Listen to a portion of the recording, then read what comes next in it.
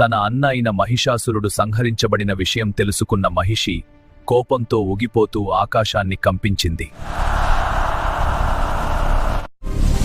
దేవతల మీద కోపం తీర్చుకోవాలి అని బ్రహ్మకి తపస్సు చేస్తుంది.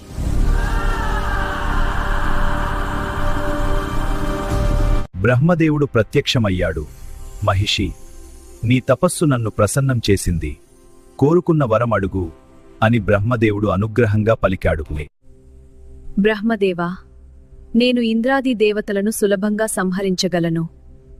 కాని హరిహరులు పన్నాగం వేసి నన్ను మోసం చేయవచ్చు కానా? అసలే మా అన్న మహిషాసురుడిని కుట్రపూర్వకంగా సంహరించారు.